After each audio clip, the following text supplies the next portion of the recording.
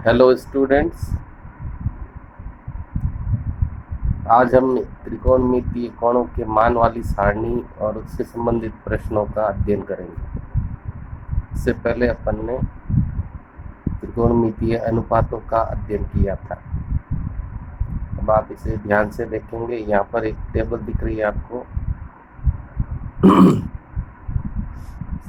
इस टेबल में standard value 0 degree, 30 degree, 45 degree, 60 degree और 90 डिग्री।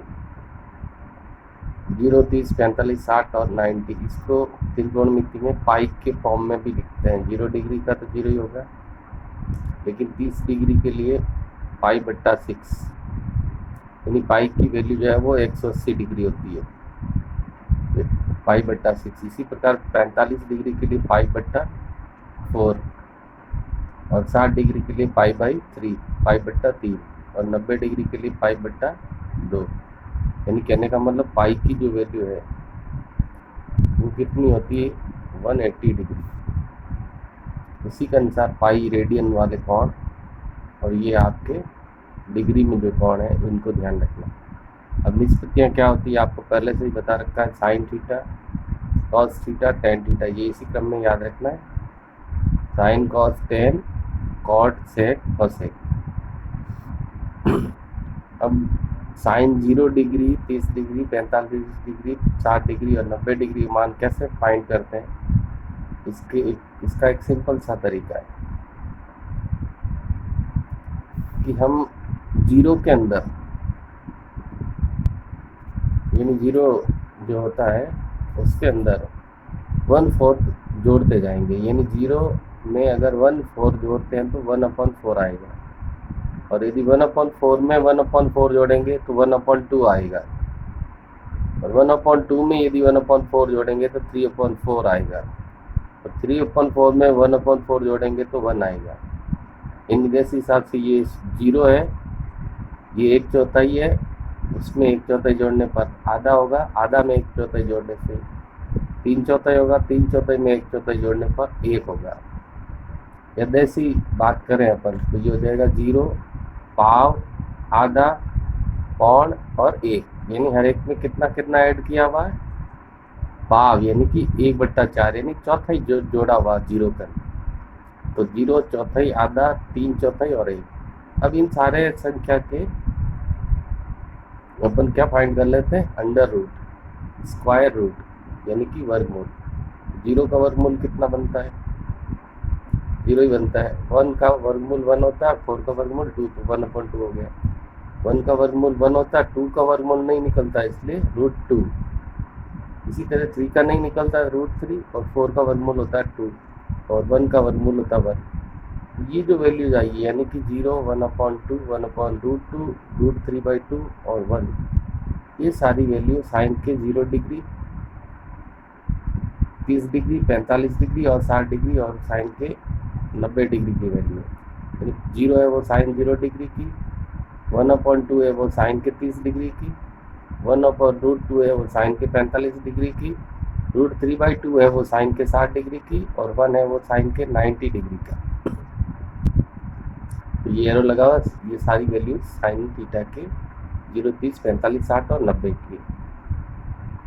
अब कॉस थीटा में यही वैल्यूज उल्टी चलेगी, यानी कि जो साइन 90 की वैल्यू है वो कॉस 0 डिग्री की हो जाएगी, और जो कॉस 60 डिग्री की वैल्यू है वो साइन 60 डिग्री की वैल्यू है वो कॉस 30 डिग्री की हो जाएगी। 45 की 45 ही रहेगी, और 60 डिग्री की वैल्यू साइन 30 वाली हो जाएगी, और इसकी 0 डिग्री की वैल्यू इसकी 90 में चली जाएगी। यानी जस्ट 90 to 0 डिग्री चलना है, उल्टा 90 to 0 डिग्री। देखो जस्ट उल्टा, यानी पीछे से चलना, 1, √3/2, 1/√2, 1/2, 1/2 और 0। ये किसकी वैल्यूज आ गई, कॉस थीटा की। तो जैसे याद रखना, साइन के वैल्यूज को बिल्कुल उसी से उल्टे क्रम में लिख लेंगे, यानी पीछे से लिखते हैं तो कॉस थीटा की वैल्यू हो जाएगी। अब एक सूत्र tan theta equals to sine theta upon cos theta, यानी साइन थीटा की वैल्यू में यदि कॉस थीटा की वैल्यू का भाग देते हैं तो टेन थीटा की वैल्यू आ जाती है। 0/1 0 होता है, 1/2 में √3/2 से डिवाइड करते हैं, 2 से कैंसिल हो जाएगा, तो ऊपर बचेगा 1, अपॉन में बचेगा √3। ये दोनों सेम वैल्यू कट जाएगी, इसकी वैल्यू कितनी बन जाएगी 1। इसी तरह इसमें 1/2, इसमें भी 1/2 √3/1 यानी √3। और किसी भी संख्या में 0 का भाग लगाते हैं, 0 से कोई संख्या डिवाइड होती है तो वो अनंत बन जाती है, अपरिभाषित भी बोलते हैं, अनंत। अब ये जो tan की वैल्यू आई है, यानी tan थीटा की जो भी वैल्यूज आई है उसको वही जैसे साइन में cos को लिखा वैसे ही tan थीटा की वैल्यूज को cot के लिए लिखेंगे, यानी कि ये अनंत यहाँ आ जाएगा, √3 30 में आ जाएगा, 1 45 में आ जाएगा, 1/√3 इसके 60 डिग्री में आ जाएगा और 0 इसके 90 डिग्री में आ जाएगा। सेम इसका रिवर्स सीक्वेंस में लिखना है।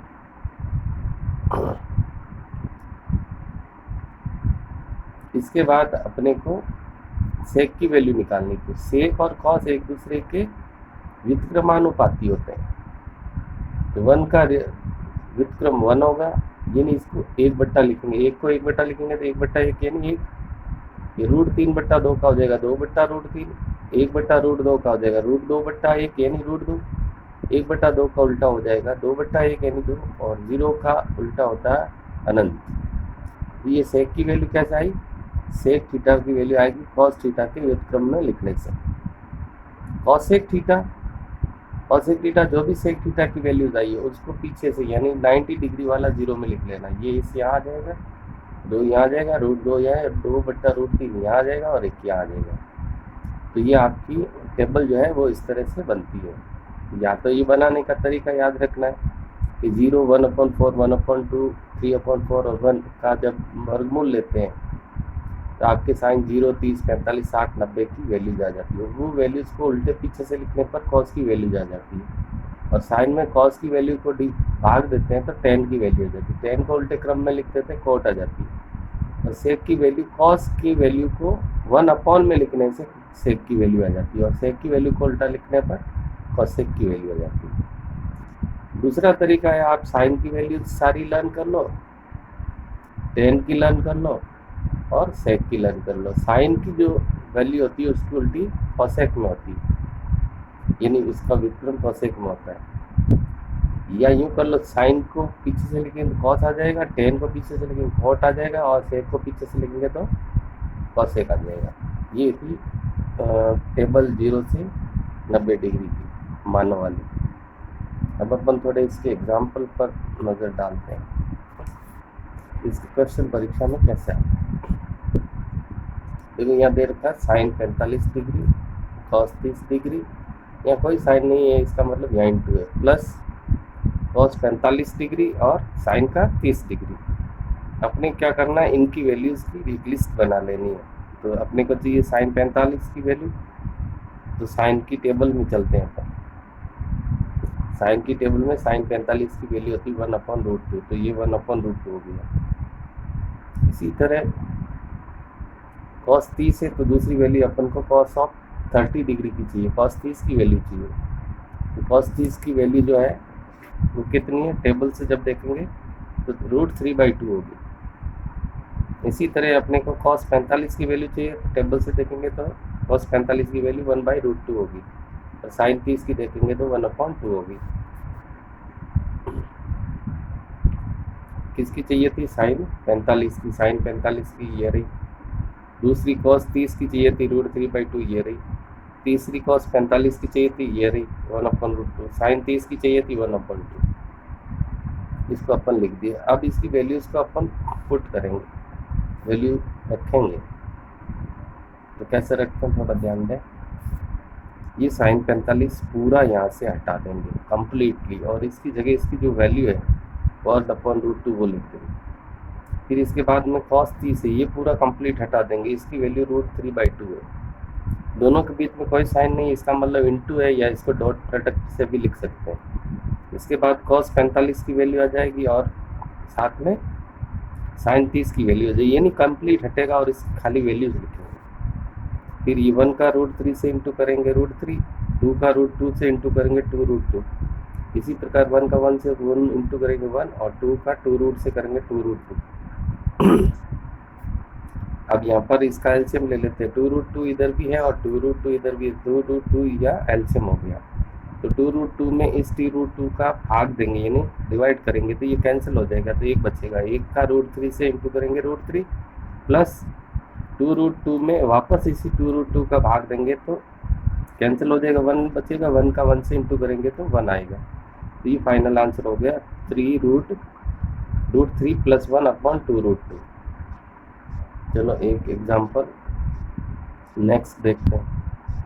यहाँ पर एक कॉट के 60 डिग्री प्लस cos 45 डिग्री की वैल्यू फाइंड करनी है आपको। तो एक तो कॉट का 60 डिग्री टेबल से लेते हैं तो इसकी वैल्यू होती है 1/√2। ऊपर टेबल से देखना है। cos 45 की वैल्यू भी टेबल से देखेंगे तो कितनी होगी 1/√2। इस टेबल को लर्न कर लेना ताकि बार बार देखने की आवश्यकता नहीं बने। अब यहाँ पर था cot 60 की वैल्यू पुट कर दी, प्लस आ जाएगा cos 45 यानी cos के 45 डिग्री की वैल्यू, cos के 45 डिग्री वैल्यू। √3 है इधर और इधर है √2। √3 और √2 का एलसीएम होता है √6। √6 में डिवाइड करते हैं √3 से, तो √2 टाइम डिवीजन होगा, यानी √2 इसका भागफल आएगा। √6 में √2 का भाग लगाते हैं तो √3 बार जाता तो ये √3 बच गया। जब कभी भी अपॉन में इस तरह की संख्या आ जाती तो इसको परिमेयकरण करते हैं। परिमेयकरण कैसे करेंगे? जो भी आपका उस भिन्न में हर आया है उस हर से गुणा और उसी हर का भाग लगा देते हैं, यानी अंश और हर दोनों से इसको गुणा करेंगे। √3 प्लस √3, √2 प्लस √3 अपॉन में √6 है तो √6 को इंटू यहाँ पर भी और यहाँ पर भी √6 का इंटू, तो 6 इंटू 2 12, √12 हो जाएगा, 36 18, √18 हो जाएगा, बट्टे में √6 का √6 से गुणा हुआ 6 हो गया। 12 के 2 टुकड़े होते हैं 4 और 3, 9 18 के होंगे 9 और 2, 4 का वर्गमूल हो गया 2, √3 9 का वर्गमूल हो गया 3 और उसके साथ में √2, यानी ये √3 का रूट निकलता नहीं इसलिए √3 हो जाएगा और 2 का नहीं निकलता तो √2 हो जाएगा अपॉन में 6। इस प्रकार ये इसका आंसर हो गया। नेक्स्ट एग्जांपल ये है 3 cot 60 minus cot cube 60 upon 1 minus 3 cot square 60। यहाँ पर एक ही वैल्यू चाहिए cot 60 की, वो है 1/√3। तो 3 का 3 इसकी जगह आ जाएगा 1/√3 माइनस cot क्यूब 60। तो cot 60 की वैल्यू 1/√3 और उसका क्यूब यानी होल क्यूब करना, अपॉन में 1 माइनस 3 का 3 cot 60 1/√3 स्क्वायर है इसलिए स्क्वायर, 3 इंटू 1 3 हो जाएगा √3 माइनस 1 को 3 टाइम इंटू करते हैं 1 इंटू 1 इंटू 1 तो 1 ही आएगा। इसी तरह √3 को इंटू करते हैं √3 इंटू √3 इंटू √3, तो √3 से इंटू करेंगे 3 हो जाएगा और 3 के साथ क्या आ जाएगा √3 अपॉन में 1 माइनस 3 स्क्वायर करना, 1 का स्क्वायर यानी 1 इंटू 1 होता है √3 का स्क्वायर, √3 इंटू √3 कितना बनेगा 3, ये इंटू इसलिए 3 से 3 कैंसिल हो गया। ऊपर वाली राशि वही है, ये हो जाएगा 1 माइनस 1 कितना बनता है 0।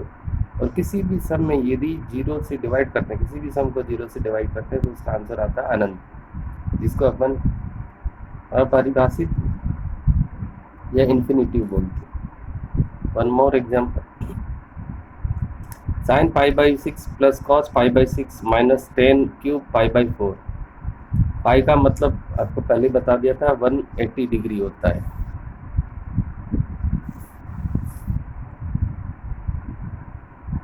तो साइन π/6 का मतलब हो गया, साइन पाई का मतलब 180/6, 180/6 यानी 30, साइन 30 की वैल्यू 1/2, cos π/6 यानी cos 30 की वैल्यू √3/2, 10 π/4 10 45 की वैल्यू कितनी होती है 1। ये वैल्यूज आप ऐसे लिस्ट आउट कर लेते हैं फिर वैल्यू रखते हैं।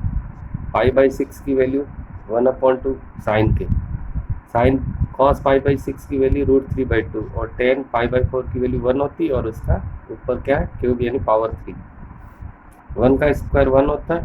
अच्छा, इसका एलसीएम ले लिया, एलसीएम कितना आया 2, तो 2 से 2 डिवाइड हुआ 1 टाइम, 1 को 1 से इंटू किया 1, प्लस 2 को 2 से डिवाइड किया 1 टाइम, 1 को √3 से किया √3, तो ये हो गया 1 प्लस √3 अपॉन 2 माइनस 1 का क्यूब, यानी 1 को 3 टाइम इंटू करेंगे तो 1 ही आएगा। फिर 2 एलसीएम लिया तो ये 1 प्लस √3 आ गया, और 2 यहाँ डिवीजन नहीं हो रहा था, सीधा इंटू करेंगे, 2 1 जा 2, यानी 2 एकम 2। अब √3 प्लस का बचा है, और -2 में से प्लस का 1 कम करते हैं तो -1 आता है अपॉन 2। तो ये आपके टेबल की जो 0 डिग्री, 30 डिग्री, 60 डिग्री, 90 डिग्री की वैल्यू वाले जो प्रश्न हैं, उनको जो भी साइन की वैल्यू या कॉस की वैल्यू, टेन की वैल्यू, कॉट की वैल्यू, शेक की वैल्यू, कॉसेक की वैल्यू पुट करके, स्क्वायर है तो उसको इंटू करना अपने आप से, क्यूब है तो उसको 3 टाइम इंटू करना, और भिन्नों को एलसीएम लेकर के सॉल्व करना है। इसको 2-3 बार वीडियो को आप आगे पीछे लेकर के बार बार देखें, अच्छा सा अभ्यास करें, ये टॉपिक आपका क्लियर हो जाएगा। और ये 10th की एक्सरसाइज में भी दे रखा है, और इसका एक क्वेश्चन एवरी ईयर आता है, हर साल आता है। इसका अभ्यास कीजिए। अगली सीरीज़ नेक्स्ट कुछ ही समय में आपको अपलोड कर दी जाएगी। Thank you.